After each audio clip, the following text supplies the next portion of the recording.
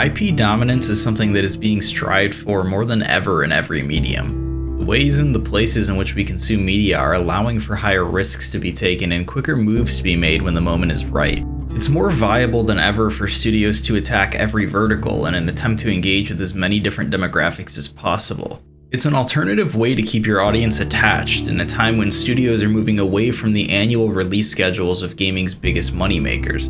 Call of Duty will move fully into a more live service business model after more than a decade of annualization. In an effort to avoid the dead period between the support ending for one Call of Duty to prepare the marketing campaign for the next, there will instead be a focus on constant support for what's already out. In return, you lose less attention from your audience and they have less of a reason to invest their time in other products. Assassin's Creed years back had left its annual release schedule to reinvent the franchise when sales were beginning to slow down. In return, their audience grew to new heights and they're now in a position to release more content than ever.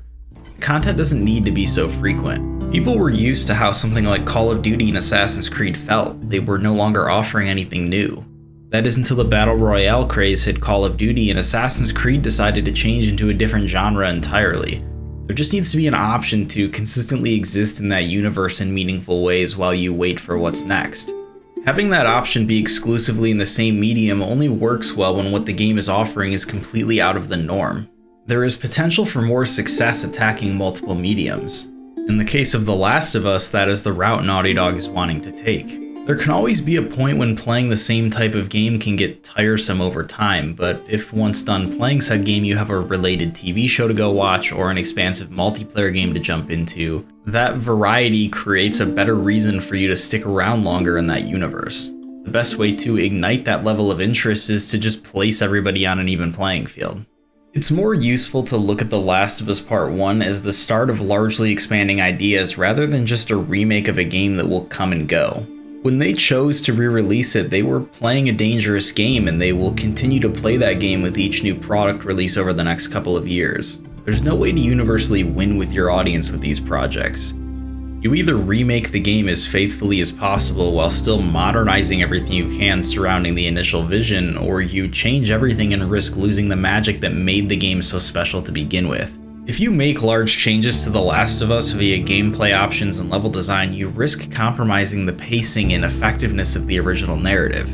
In order to accommodate those revisions, the story needs to either expand or change in ways a large part of its audience would never like.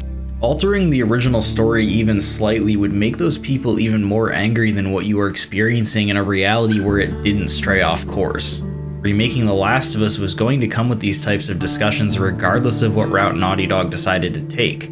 The safest route was always to stay as faithful as possible.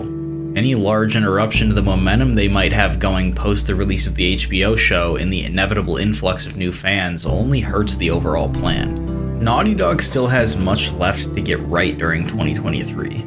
The HBO show plays one of the biggest roles. If it simply isn't a compelling show, then the potential growth takes a massive hit.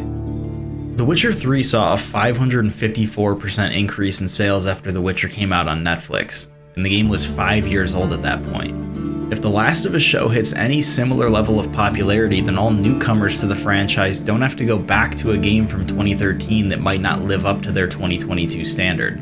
The Last of Us Remastered holds up well, but if you played it back then, it's going to appear to hold up better for you. Most seem to forget that. After playing Part 1, going back to The Last of Us Remastered is staggeringly different. It's not ugly by any means, but massive strides were made. The ability to go between Part 1 and Part 2 with nearly identical visuals where the characters look like real people is so much more compelling for a non-gamer who just got done binging a TV show.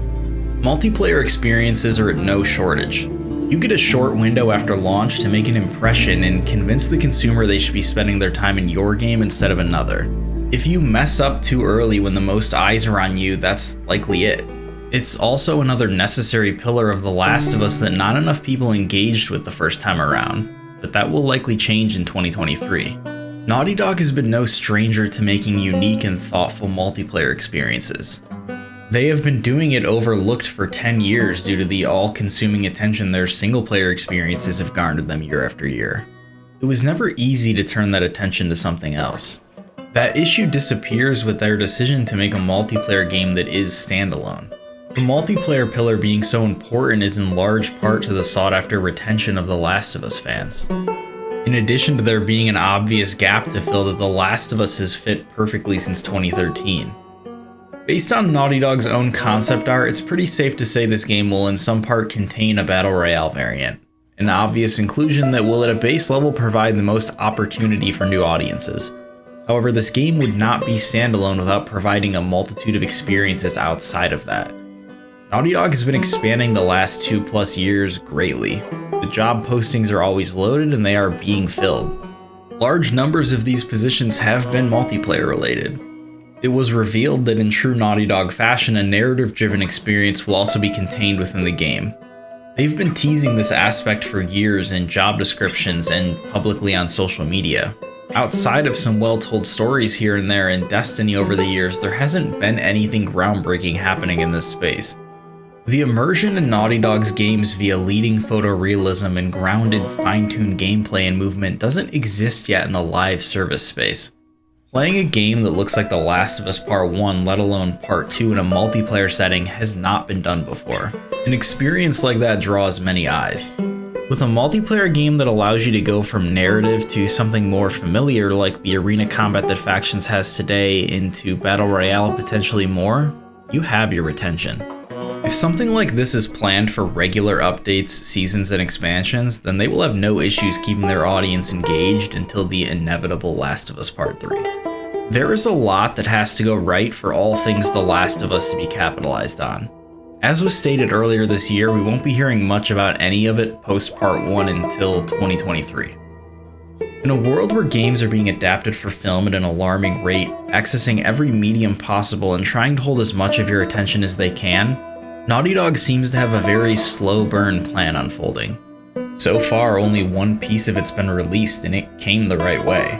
So if you've been waiting for what's obviously up next, you'll only have to endure a little while longer.